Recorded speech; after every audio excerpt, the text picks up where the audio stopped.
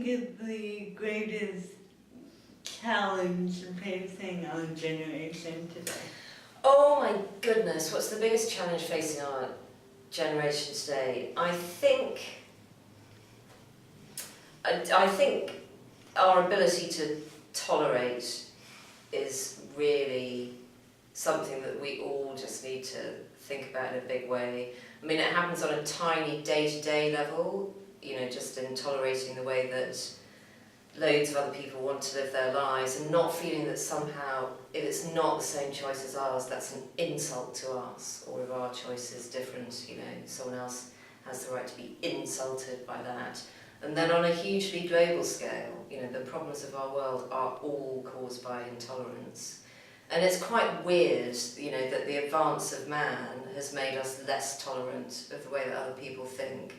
Because especially, you know, here in the first world, and, you know, just in the building that we're talking in, you know, we're filled with people who aren't facing poverty, we're not facing destitution, we're not going to die from a plague. You know, we've come a long way from those days, and that just should have made everyone, you know, be more understanding and kind of relish, you know, the good things in life more, and we just seem to be less and less capable of doing that.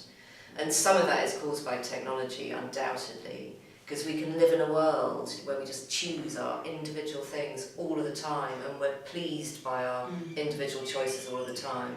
So we've stopped having to take notice of lots of other stuff that goes on around us. But I think that kind of narrowing of our own desires and of the way that we live our life is just proving to be pants, to use a technical term, pants. And presumably it will backfire. Hugely, and I think the evidence of that, I mean, it's there right across the Middle East, it's there in that huge dilemma between East and West and between some parts of Islam and other religions, and I've stressed the some parts there for obvious reasons, and I think I can't see how you solve any of those problems without individual tolerance, because that's what it does boil down to. It's the individual ability to accept how your neighbour lives. And I mean, it's interesting, and I don't want to sound pompous about this, but obviously anyone watching this can make up their own mind about the level of pomposity, but most of the work that I do now is encouraging first-person radio. So, you know, I've backed out of the programmes that I make. I'm not really in them, and what we're trying to do is to encourage people to talk to each other, and through that shared experience give the listener an insight into a different world. And the more conversations that I hear between people, the more you realise that it doesn't matter who comes along and tells you that there's a new law or there's a new way of living or there's some, you know, kind of edict that you have to abide by. Unless the individuals involved want to take part in that, it just ain't going to happen.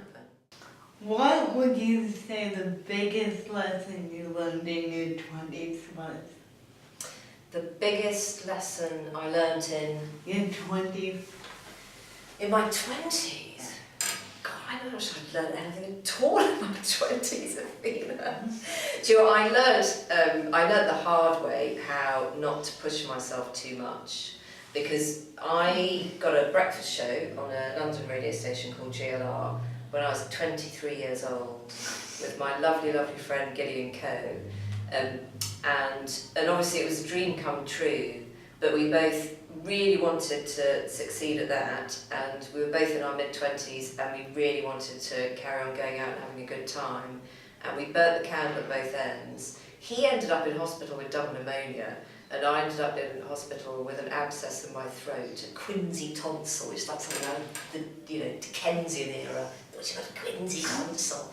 And I was really ill for a couple of months, and that was my biggest lesson, that you really do have to pace yourself and just, you know, not to be quite so foolish.